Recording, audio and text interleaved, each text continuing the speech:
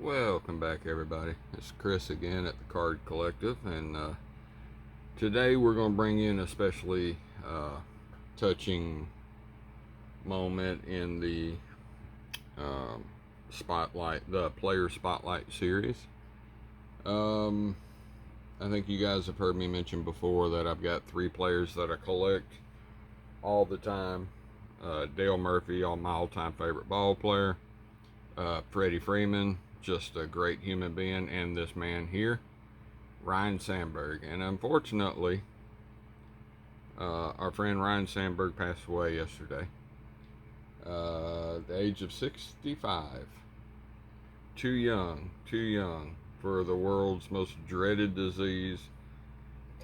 He passed away from cancer. Now,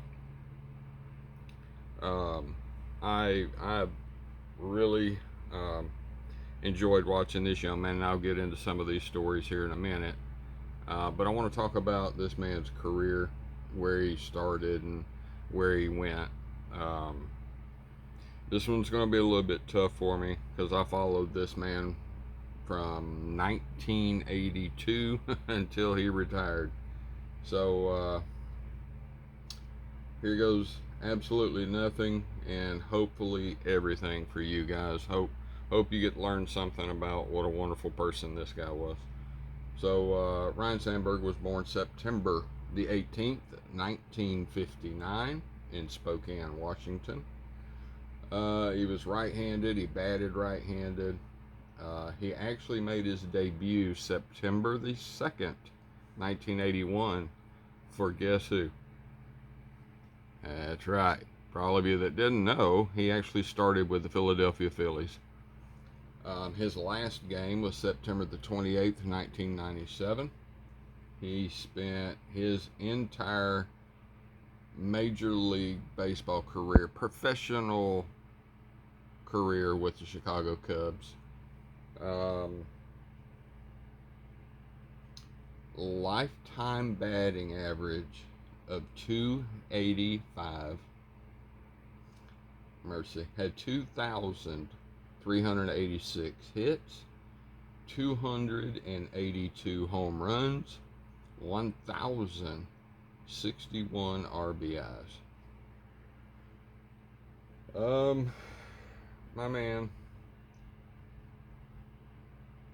drafted, like I said, by the Phillies. Played for the Cubs, spent 1981, just a short amount of time in 1981 with the Phillies, and then was traded to the Chicago Cubs, where he played from 1982 to 1994, and then took a year off and came back in 1996 and 97.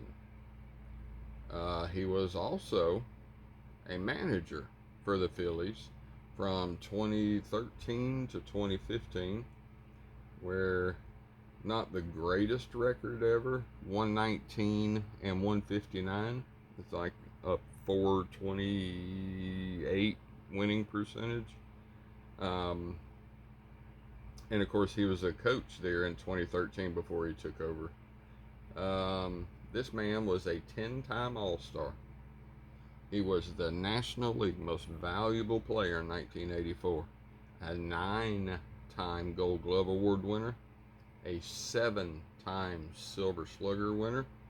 He was a home run leader as a second baseman in 1990. The Cubs retired his number 23, and he's in the Cubbies Hall of Fame, where also he has entered the National Baseball Hall of Fame. Now, he did a little bit of shortstop, a very little bit of shortstop in the minors. Most of his life was a second baseman. In high school, he was an All-American football player. Actually signed a letter of intent to go to Washington State. He decided to not do that after being selected in the 20th round of the 1978 amateur draft. He spent the next couple of years in the Phillies minor league organization. um, up and down, back and forth, um, where he showed signs of what was possible. Um, he got called up in '81, played 17 games, I think, at second base. Um, when he got called up, well, no, he played 13 games. I'm sorry. When he got called up, he didn't hit worth a flip.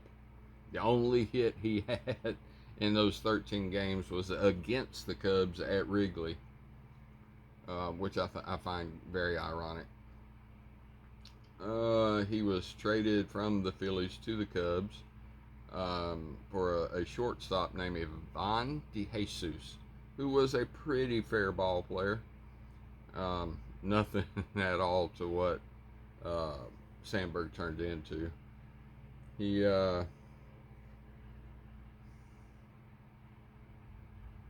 he is also, and I guess this one is just a little weird. What you might call it? He's one of two Phillies farm players who are in the Hall of Fame as Cubs. Fergie Jenkins being the other one. Some of you probably don't know him, but Ferguson Jenkins, one of the workhorse pitchers of the 70s and early 80s. He was tough enough. Um, he was always. Um, he was he was in every game. He was always willing to give everything he had. Um, he wanted every game to be played as though it was his last. So, um, and that was admirable to me because that's the whole purpose for playing, is to leave it there on the field. If you take any bit of it home with you, just take back the memory of a job well done. Hopefully, that is what has, so many young players. I hope they learned something from that. So, like I said, at the end of 1994, well, not quite the end, about mid-season in 1994, he decided to step away from the game, announced his retirement. That was, I think it was more or less for him just to get his head right, to learn how to love the game again. In 1996, he came back. On April 26th, he hit his 267th home run, which it passed Joe Morgan and set a new record for home runs by second baseman.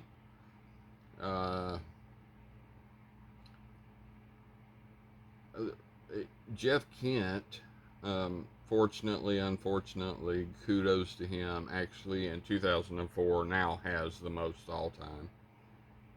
But there for a minute, Ryno had the record for the longest, man. Ryno, I keep calling him Ryno. That's his nickname, Ryno, Ryno. He earned it, a play on his name, but also he played that hard. So, like I said, his number's been retired. He's in the Hall of Fame. He was a coach in the Cubs organization from 07 to 010, where he coached Class A Peoria and then Double A Tennessee Smokies. And then got promoted again, AAA Iowa. He was named the Manager of the Year in 2010 for Pacific Coast League. He wanted to coach. He wanted to coach in the Pro League. So, just the only way that was going to happen was to be on another team. So he wound up kind of moving over to the Phillies in what was it, 2013, I think. Yeah, 2013. Where he was given a contract first player inducted in the Hall of Fame and managed at full time since Frank Robinson in 20. Uh, I mean, he would have had a whole lot more fun if he'd had a quality type of team around him. And back then, 2012, 13, 14, 15, those were not the best Phillies teams. They were trying to be better, just wasn't quite there yet. Um,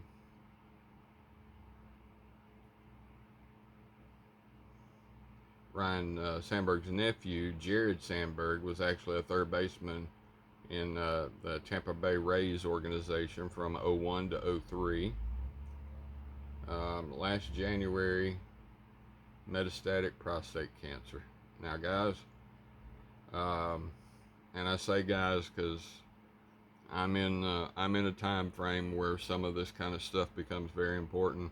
Guys, we have to get ourselves taken care of. Okay, it's important. We don't do this life for us. We do it for other people.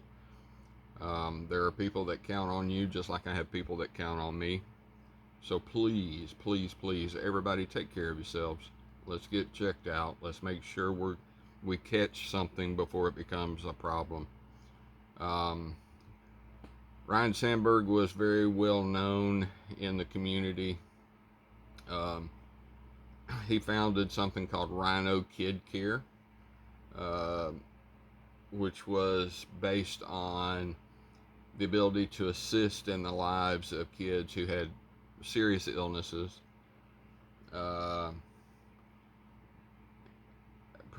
It was able to do a big brother, a mentor, home cooked meals, massage therapists, goofy clowns. It was everything to enhance the life of a child. So just in that little piece of everything, that alone really, really made my heart smile, and it just made me that much more proud of this man.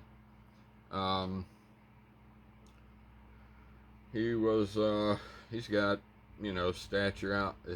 Good Lord, English is very difficult right now. He has a statue out in front of Wrigley Field, which is very deserved, I feel like. So that's my man Ryno. He's been married and had a couple of children. I think he's been actually married a couple of times, but we're not going to let that change everything about the man that we appreciate.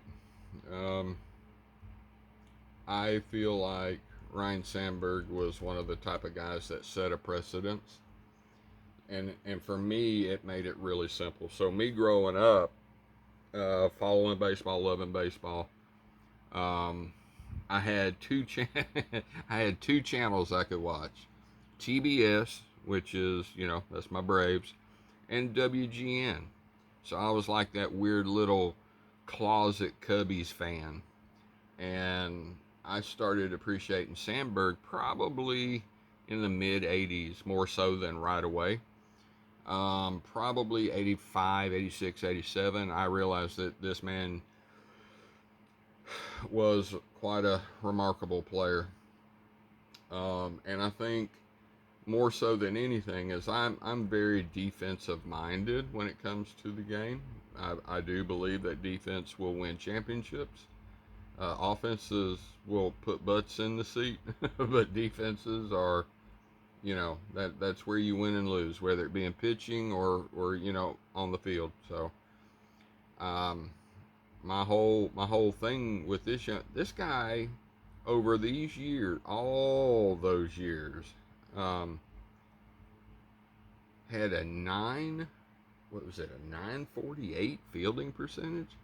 Like, the man never made an error. He never got a case of the yips. He never, he never had a bad game. So anyway, that was the reason for so many Gold Gloves. That was the reason for his MVPs. That was the reason for him being an all-star for 10 straight years. He was just that good.